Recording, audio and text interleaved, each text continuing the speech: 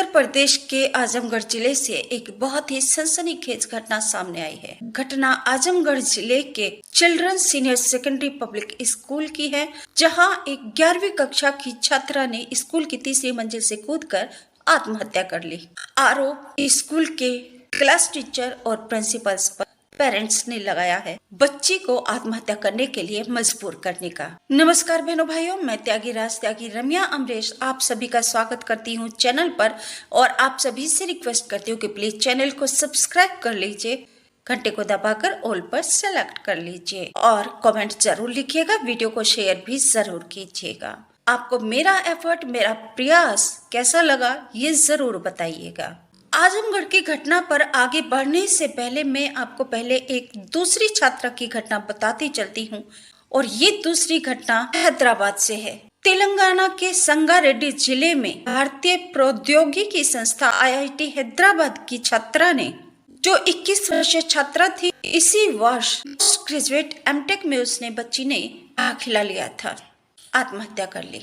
सूत्रों के अनुसार पुलिस ने बताया है कि वो बच्ची है वह ओडिशा के रहने वाली थी और इस साल IIT छात्रा की आत्महत्या की यह दूसरी घटना है। इससे पहले एक दूसरी छात्रा ने आत्महत्या की थी। सूत्रों के अनुसार पुलिस ने बताया है कि IIT की छात्रा ओडिशा के रहने वाली एमटेक फर्स्ट ईयर में दाखिला लिया था 26 जुलाई 2023 को और सोमवार 7 अगस्त 2023 को छात्रा ने हॉस्टल के कमरे में फंदा लगाकर आत्महत्या कर ली। तो बहुत ही दुखद घटना है और ये घटना हमें सोचने के लिए मजबूर कर रही है कि आखिर छात्र स्टूडेंट्स आत्महत्या क्यों कर रहे हैं, आत्महत्या के लिए विवश क्यों हैं। बात कर लेते हैं आजमगढ़ में छात्रा की आत्महत्या के बारे में। पेरेंट्स, टीचर्स और प्रिंसिपल पे आरोप लगा रहे हैं। प्रिंसिपल और टीचर्स अपनी बात को रख रहे हैं कि हमने छात्रा को न तो प्रताड़ित किया है, न उसके ऊपर कोई भी ऐसी हमने उसको सजा दी है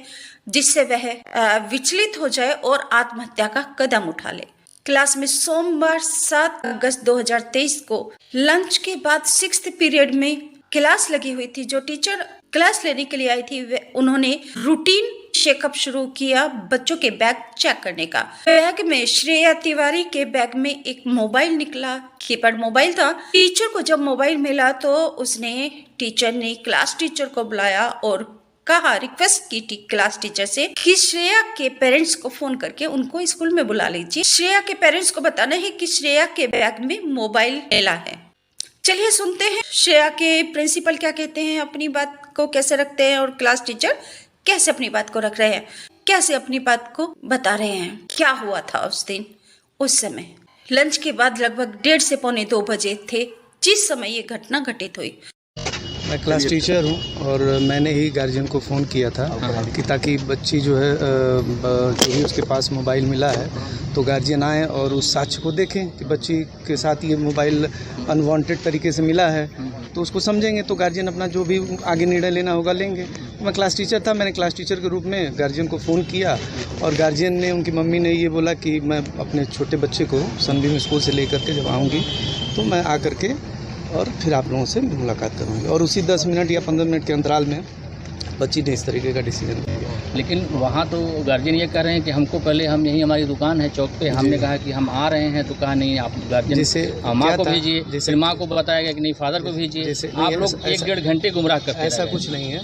जो 12:30 बजे के आसपास जब 6th पीरियड चल रही थी तो मैंने ही फ़ोन किया सबसे पहले जो है पिता को उनके। तो चूँकि लड़की ने रिक्वेस्ट ये किया, बच्ची ने खुद रिक्वेस्ट किया कि मेरे पिताजी को न बुलाया जाए, मेरी माताजी को बुलाया जाए। तो उस चीज़ को मतलब सिक्योर करने के लिए, बच्ची है माँ से ज़्यादा कंफर्टेबल रहेगी, पिता से कम कंफर्टेबल रहेगी, तो इस वजह से हमने ये डिसीजन लिया कि सर आप एक काम करिए, मम्मी का नंबर हो तो दे दीजिए, क्योंकि पिता का ही नंबर हमारे पास था। तो मैंने खुद उनसे बोला तो कहीं ठीक है आप ले लीजिए नंबर। तो नंबर लिया, फिर मैंने उनकी मम्मी से बात किया तो उनकी मम्मी बोली कि 1:30 बजे के बाद मैं बच्ची को लेके आ जाऊँगी, छोटे बच्चे को। तो अब उसी का इंतज़ार हम लोग कर रहे थे और उसके बाद मैं अपने क्लासेस में चला गया। 7th पीरियड चल रही थी, मैं पढ़ा रहा था और 10 से 15 मिनट का जो भी डिफरेंस हुआ तो उसी डिफरेंस में ये कर फ्राइडे को हुआ था, शुक्रवार को चेकिंग, उस दिन मैम अब्सेंट थी। तो अब हम कैसे डिसीजन लें, तो मैम से बात हुई तो मैम बोली हम सोमवार को आएंगे, फिर उस पर जो भी आगे कर। तो 2 दिन छुट्टी हो गई, शनिवार और रविवार, तो सब लोग अपने अपने काम में व्यस्त हो गए। तो 2 दिन तो किसी ने कुछ किया ही नहीं, कोई एक्टिविटी ही नहीं थी। जो भी हुआ वो सोमवार को हुआ। सोमवार को आने के बाद पहले वाइबा था, मैंने फर्स्ट पीरियड से, मैं खुद क्लास टीचर हूँ, मैंने वाइबा लिया फर्स्ट पीरियड में उस बच्ची का, और अच्छे से उसने वाइबा दिया, कोई दिक्कत नहीं थी। 5th पीरियड लंच के बाद जो है 5th पीरियड के बाद फिर 6th पीरियड में मेरी पीरियड फ्री रहती है। तो उसी समय मैम ने बुलाया कि जो है देखिए ये मोबाइल इनकी पकड़ी गई है और आप इनके गार्जियन को फ़ोन कर दिए। चूँकि अब मैं ही क्लास टीचर हूँ तो मेरे ही पास नंबर होगा। तो मैं गया स्टाफ रूम में बैठा, फिर वहाँ पर रजिस्टर ओपन किया, फिर पिताजी का नंबर था इनके, मैंने पिताजी को फ़ोन किया। तो बोले कि आप मुझे बता दीजिए मैं ही आ जाऊँ। तो मैं कहा आप दुकान छोड़ के क्यों आएँगे, छोड़िए नॉर्मल सी बात है, जो है मम्मी को मम्मी का नंबर दे दीजिए, मैं उनसे बात कर लेता हूँ, वो आ जाएंगे। बस यही बात थी। फिर उनके माताजी को फ़ोन किया गया तो बोली कि सर 1:30 बजे छोटे बच्चे की छुट्टी होती है, मैं उसको लेकर के आऊँ। मैं कहा कोई बात नहीं, अभी समय है, आप आराम से आ जाइए।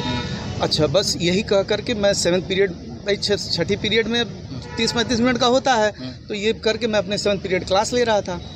और जब 7th पीरियड चल रही थी, 10 या 15 मिनट बीते होंगे 7th पीरियड का, उसी समय दुर्घटना हो गई। और उनके गार्जियन भी फिर मुझे लगता है 140 या 145 तक आ गए थे जब ये घटना हुई। तो कोई अंदेशा नहीं था कि बच्ची इस तरह से घटना, ऐसा कुछ नहीं अंदेशा था। ऐसा कोई अंदेशा अगर होता तो हमारे भी बच्चे हैं। अगर अपनी जॉब करना गलत है तो शायद मैंने गलत किया है, और अगर अपनी जॉब करना गलत नहीं है तो मैंने कुछ गलत नहीं किया है। जॉब में ये होता है कि मोबाइल मिला, उसी को लेकर पूरा विवाद शुरू हुआ जी। तो आप गार्जियन को बुला सकती थी? गार्जियन को बुलाया गया था। तो उस दिन तो नहीं बुलाया गया था? उसी दिन बुलाया गया था गार्जियन को, तो लेकिन गार्जियन नहीं आया। कि बच्ची जो है, बच्ची ने डिनाई कर दिया था कि हमारा फ़ोन नहीं है। मैं उस दिन उपस्थित नहीं थी, जब दिन मैं उपस्थित हुई मैंने उनको बुलाया। बच्चे छोटे हैं, अनजान हैं, वे उस चीज़ को नहीं जानते। वे वो जानते हैं कि जो वे देख रहे हैं, कर रहे हैं, बस वही सही है, क्योंकि वो वहीं तक जानते हैं। लेकिन teachers, class teachers, principles, parents तो वो तो आगे तक का जानते हैं ना। तो इसलिए हमें बच्चों के मनोभाव को समझ के, मेरे अनुसार, ये मेरी अपनी राय है कि बच्चों के मनोभावों को समझना अति आवश्यक है, और हमें बच्चों को उसी प्रकार से उनके साथ व्यवहार करना चाहिए। आशा करती हूँ कि आपको मेरा एफर्ट और मेरा प्रयास अच्छा लगा होगा। आपसे पुनः निवेदन करती हूँ कि अगर चैनल को सब्सक्राइब नहीं किया तो प्लीज़ चैनल को सब्सक्राइब करके जल्दी से घंटी दबाकर ऑल पर सेलेक्ट कर लीजिए और त्यागी मातृ छाया महिला बाल संरक्षण परिवार के सदस्य बन जाइए। नमस्कार, थैंक यू।